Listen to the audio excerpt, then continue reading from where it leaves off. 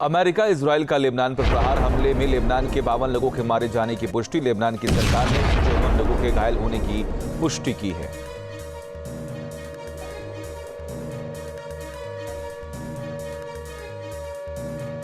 और वही महायुद्ध के बीच अमेरिका का बड़ा दावा, ड्रोन कैरियर शाहिद बाघेरी पर हमला किया है। अमेरिका ने यह हमला ऑपरेशन शुरू होने के कई घंटे बाद किया है।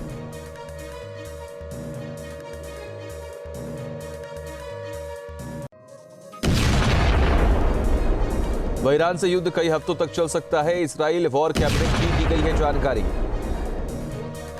इजराइल वॉर कैबिनेट को इस पूरे मामले की जानकारी दी गई है और कहा जा रहा है कि युद्ध और भी चल सकता है। वह ईरान पर हमले को लेकर तुर्की के राष्ट्रपति का बयान सामने आया। ईरान के लोगों के प्रति अपनी संवेदना, एर्दोगन ने कहा।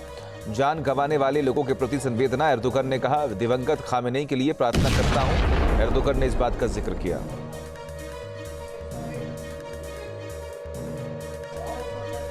और इसी बीच एक और बड़ी खबर सामने आ रही है। पीएम मोदी ने जॉर्डन के किंग से फोन पर बातचीत की है। पीएम मोदी ने जॉर्डन के हालात की जानकारी ली है। पीएम ने भारतीयों की सुरक्षा के लिए आभार भी व्यक्त किया है।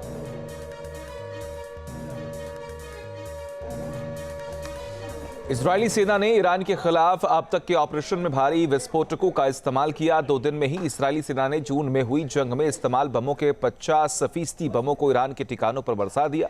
हमलों का मकसद ईरान को रणनीतिक तौर पर कमजोर करना है ताकि उसकी हमले करने की ताकत कम हो सके।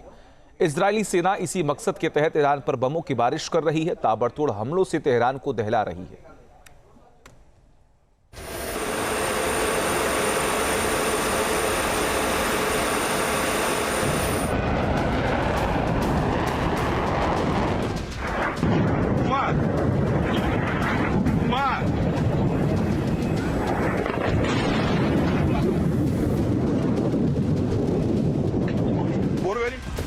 शनिवार से इजराइल के फाइटर जेट्स ईरान की तरफ फर्राटा भर रहे हैं।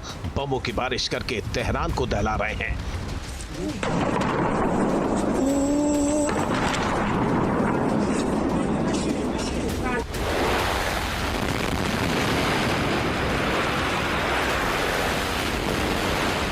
इजरायली एयरफोर्स ने जंग के पहले ही दिन ईरान पर हवाई श्रेष्ठता हासिल कर ली थी।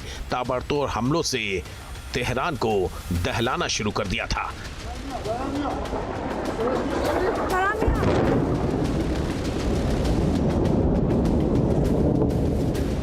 इजरायली सेना ने अब तक ईरान पर धुआंधार बम बरसाए हैं। हमलों की तीव्रता का अंदाजा इसी बात से लगाया जा सकता है कि 2 दिन में ही इजरायली सेना ने पिछले साल हुई 12 दिन की जंग के 50% बम इस्तेमाल कर लिए हैं।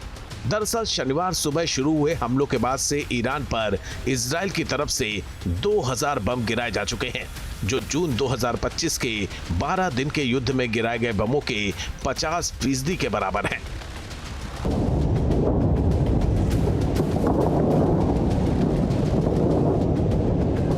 आईडीएफ ने कहा है कि 2 दिनों में गिराए गए इन 2000 बमों की गति इतनी तेज थी कि ये जून 2025 में की गई बमबारी की दर के बराबर थी। आईडीएफ का दावा है कि इन हमलों से तेहरान पर काफी तेजी से हवाई वर्चस्व हासिल करने में मदद मिली। इजराइल के ऑपरेशन का एक प्रमुख लक्ष्य ईरान के बैलिस्टिक मिसाइल तंत्र के हर पहलू का व्यापक रूप से खात्मा करना है। दरअसल इजराइल इस बात से निराश था कि जून 2025 में तेहरान की मिसाइल क्षमता को कमजोर करने के बाद भी ईरान तेजी से मिसाइल्स बना रहा था। आईडीएफ का दावा है कि जून में हुए हमले के बाद ईरान की मिसाइलों की संख्या 3000 से घटकर करीब 1300 रह गई थी। हालांकि ईरान ने केवल 8 महीनों में ही फिर से ये आंकड़ा 2500 मिसाइलों के स्तर पर पहुंचा दिया। इसके अलावा ईरान ने जून 2025 में नष्ट किए गए लगभग 200 मिसाइल लॉन्चर्स की जगह नए लॉन्चर्स बना लिए थे। इजरायली एयरफोर्स के मुताबिक इस बार का लक्ष्य ईरान की बैलिस्टिक मिसाइलों से लड़ने की क्षमता को लंबे समय तक के लिए कमजोर करना है। इसी कारण केवल मिसाइल बनाने वाले मुख्य कारखानों को ही नहीं, बल्कि मिसाइलों के विकास के लिए आवश्यक सभी कच्चे माल को भी निशाना बनाया जा रहा है। इसी प्लानिंग के तहत आईडीएफ ने जिन लक्ष्यों पर हमला किया उनमें से एक मिसाइल लॉन्चिंग साइट थी, जिसमें सैकड़ों किलोग्राम विस्फोटक मौजूद थे। ये जगह मध्य ईरान के कोम क्षेत्र में स्थित है। इस मिसाइल ठिकाने को ध्वस्त करने से इजराइल की ओर दर्जनों हमलों को विफल करने का दावा किया जा रहा है।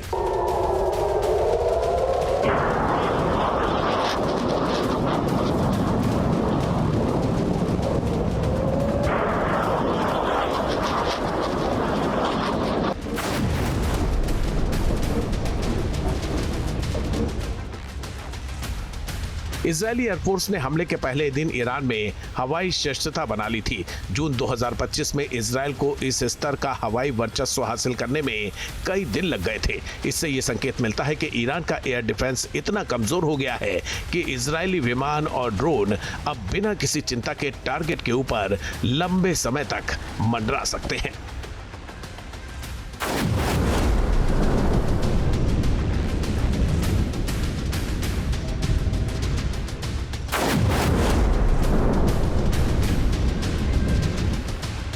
इजरायल ने ईरान के हवाई क्षेत्र में इतना कंट्रोल कर लिया है कि उसने रविवार दोपहर को 2 ईरानी लड़ाकू विमानों को उड़ा दिया।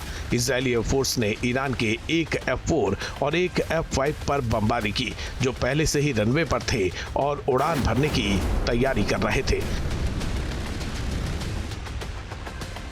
वैसे तो ईरान की वायुसेना में मौजूद F4 और F5 लड़ाकू विमान पुराने हो चुके हैं। ये विमान इजरायल के F-15, F-16 और F-35 का मुकाबला करने में सक्षम नहीं है। हालांकि ईरान के ये लड़ाकू विमान इजरायली और अमेरिकी ड्रोन्स के लिए समस्या खड़ी कर सकते हैं और आमतौर पर युद्ध क्षेत्र को जटिल बना सकते हैं।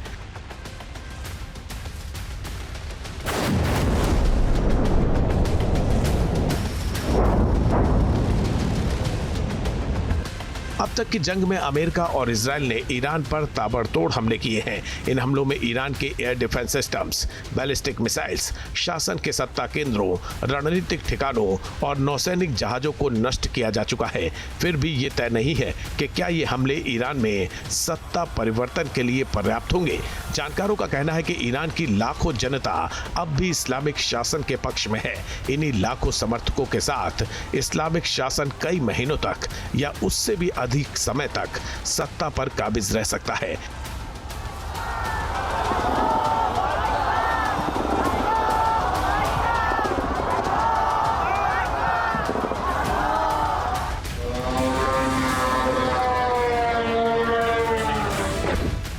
इसी कारण अमेरिका और इजरायल बनाम ईरान की जंग के लंबा खिंचने की आशंकाएं जताई जा रही हैं।